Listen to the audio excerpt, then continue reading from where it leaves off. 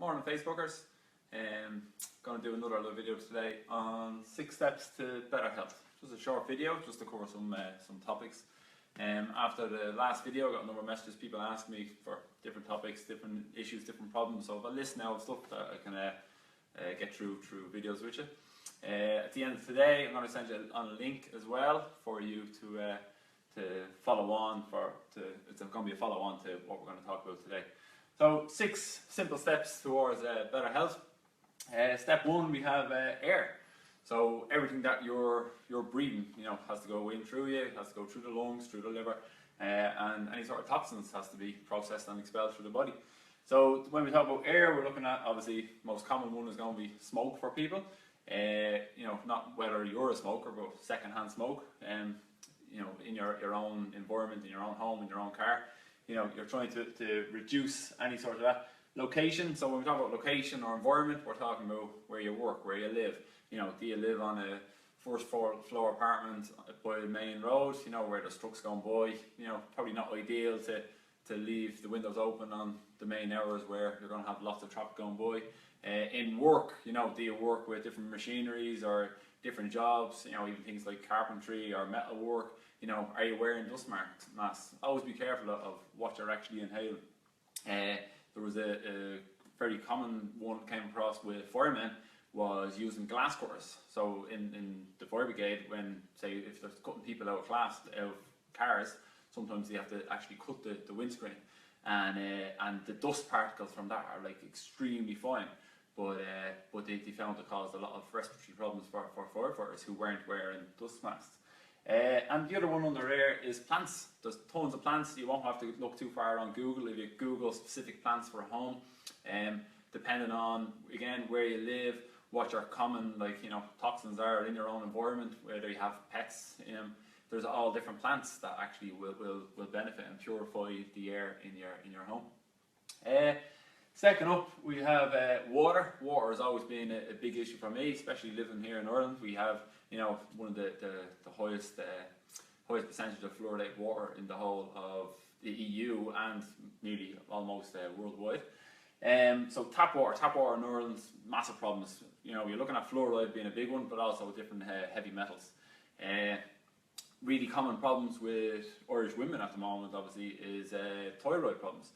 So when you look at fluoride and its connection with the uptake of an amino acid called tyrosine, tap water is definitely a bad topic.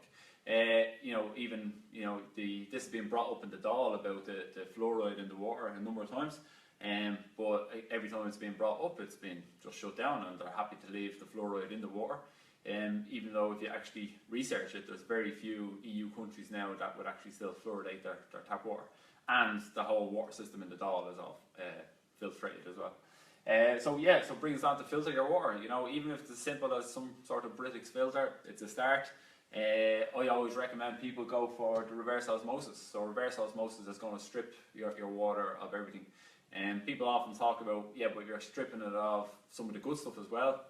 That is true, but when we cover all of the healthier steps to a better lifestyle, if you have purely stripped water and you're eating well and a lot of whole foods, I always recommend people using things like rock salt or Himalayan pink rock salt.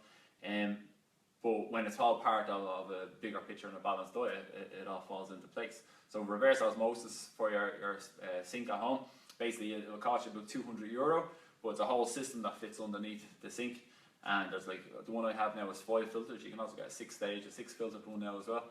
And it costs I think €50 a year to change the filters on it. So clean up your water. Next is your macros. So macros, I mentioned in the last video, you're looking at carbs, fats, proteins. So this is going to be a main bulk of your diet. Are you getting enough protein in your diet? Are you getting enough good fats in your diet? Saturated, unsaturated, polyunsaturated, monounsaturated. And carbs. Carbs is always a touchy subject. It has developed in only very, very recent years now, has developed almost about as rep as what fats have developed in the last 30 years. Carbs aren't the devil, but there is specific ways, which we'll go into in another video, about how to watch your carb intake. A lot of people are probably over-consuming carbohydrates, as in they're taking in too much energy.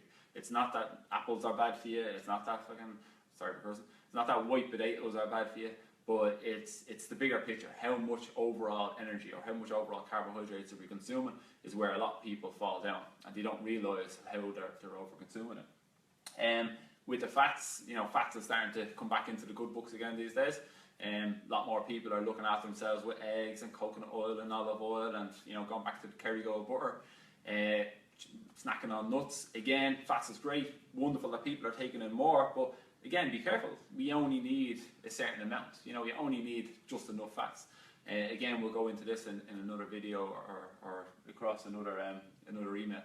And then protein. Protein is always the big one. Protein is where most people probably fall short on. And whether you're a vegetarian or not, it doesn't matter. There's tons of vegetable proteins that you still need to be consuming. Proteins are basically going to be chains of amino acids, and nearly everything in your body is made up of enzymes of amino acids. And here I have just enough. So again, going back to carbs, fats, proteins, how much you're going to need enough, and it takes time to actually work on an individual. When I'm working with a client, yeah, I can calculate out a guideline, but as we progress, is that client's energy up or down? Is their weight? Are they gaining weight? Are they losing weight? Are they trying to maintain weight? Are they trying to gain weight? Are they trying to develop muscle? What's their recovery like? What's their sleep like? So all this comes into account. So we always start with a guideline, but the guidelines will always, the goalposts will always shift depending on the client and how they're responding. Number 4 on our list is micros. So when we talk about micros, we're looking at vitamins and minerals. So this is where do you have a nutrient-dense diet? Is there enough vitamins and minerals in your diet? Living in Ireland, there's no reason, like we have a wide selection of fantastic vegetables and fruits and all that we can get plenty of micronutrients from, and most people probably aren't eating enough. At most, people probably eat veg with their dinner, would be a common one, but there's no reason why you shouldn't be eating veg with your breakfast, lunch, dinner. Shouldn't be snacking on veg. There's loads of tips and tricks. Again, we can go into further in other videos about how to lay out your day and how to be making sure you're getting enough of nutrients into it. So your diet needs to be nutrient dense. When it comes to like a nutrient dense diet versus a caloric dense diet. So going back to macros, if people are eating a lot of refined and processed foods, their carbs are probably high. They're like with refined processed foods, you're looking at either grains or refined sugars is all going to be high. But it's all probably caloric dense. There's probably a lot of calories in it. Whereas when you look at nutrient dense foods, things like broccoli and cauliflower and your salads, whether it's like peppers and onions, and when they're more nutrient dense foods like that, you probably find that the caloric density of them is quite low. So we need just enough when it comes to calories, but make sure that it's going to be nutrient dense. And again, we'll go into that further in further videos. Sleep is going to be probably 2 or 3 videos. We could talk all day about sleep, about the importance of sleep, tips and tricks about sleep. Sleep is probably one of the most underrated things that I deal with clients. Clients come to me, and whether it's weight loss or muscle gain or getting fitter or getting healthier, but most people just do not sleep enough. People, laugh at me. I have a nap every day. I try to get 7 to 8 hours at night. If I could get 8 hours every night, I would. But without a doubt, I'll have a nap every day. I've been in the gym here now since 10 to 6 this morning. It's 5 to 12, and as soon as I finish this video, I'm going home, blinds closed, strip off, and into bed. And whether I sleep for 40 minutes or 60 minutes, it doesn't matter. I'll just wake up naturally, and then I'm good to go for the rest of the day. Things with sleep. Now, make sure your room is dark as possible. These are only going to be simple steps. We'll go into these in much more detail further down the line, but make sure your bedroom is dark as possible. If you can have your room that you can't see your hand in front of your face, well then that's perfect. Some people go, oh yeah, but when the room is so dark and you wake up and you're a bit groggy, you don't sure if it's 2 a.m. or 10 a.m. The simplest thing is obviously look at your clock or look at your watch. When it's time to get up, you feel a bit groggy, open the blind. So what happens when you open the blind is you have full spectrum light hitting your eyes, and that's what's going to wake up. So within full spectrum light, it's the blue light that we're looking for, and that's going to stimulate your hormones. So how that has a negative effect with blue light is at night time. So you've heard people saying, don't be on the TV, your laptops, your phones, and it's the blue light that's reducing your own melatonin release, because the blue light is going to be what stimulates us. If you go back 100 years plus, before we had artificial lights and ceiling lights, people just had natural light and they had candlelight, which is a lot dimmer. It wouldn't emit anywhere near as much blue light as electronics. So through before we had natural light, as with sunset now, people's melatonin levels were starting to increase. They'd sleep through the night, and then through sunrise was how they naturally woke up, because the sunrise, the natural blue light was going to start hitting their face, and that would reduce their melatonin levels and bring them out of the sleep gradually. And I love this one. Your bed is for two things, sometimes three in my house. Two things is sleeping and cuddling. But yeah, your bed, don't use your bedroom for, bedroom's not for watching TV. Bedroom isn't for reading. Bedroom isn't for doing anything other than sleeping, cuddling. And in our house, me and my son, the bedroom was also used as a wrestling ring, and where we kick lumps out of each other. But yeah, don't be getting distracted. People go to bed to watch TV and fall asleep, or you're just training more bad habits into yourself. Read out on the couch, have a low standing lamp on the floor. Let yourself feel groggy. As soon as you feel like right, it's time for bed, you go to bed, and that's it. That's all you do. You go to bed. Don't be stimulating yourself any further. And the last one towards a healthier lifestyle is human connection.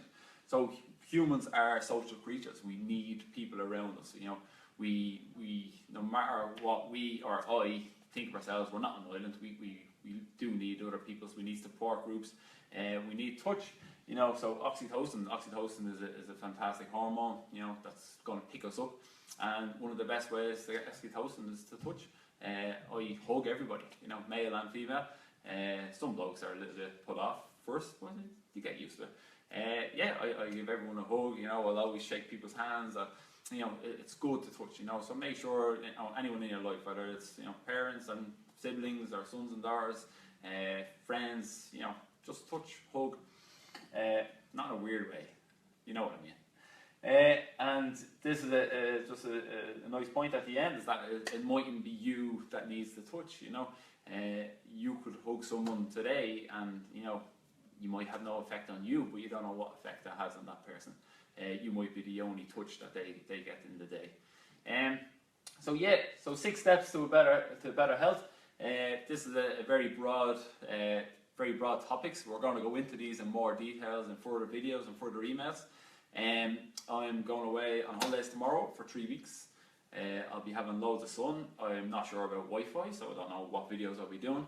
But in the meantime, I'm going to put up a link underneath this video. If you click on the link, put in your name and email address, and I already have set up 15 separate emails over the course of the next few weeks that will just drip feed you information. A lot of the emails are going to be based on these topics. So there's a lot there to do with your own health. There's nutrition, there is some training ones thrown in as well. And there's a couple of emails a little bit more about myself and my own background. So click the link underneath here, just throw in your name and email address. You'll only be getting these 15 emails. You won't be getting bombarded with anything else. There's no other spam mail. These aren't linked to my normal blogs. There's just for these specific 15. So thanks for joining me. If I have time when I'm away on holidays and I have a good Wi-Fi connection, I might throw up a few videos. And again, I've got some great messages off people about topics that they'd like to be covered. If there's anything that you want, either just put in the comments box below or just direct message me. I'll see what I can do for you. Thanks again for joining me.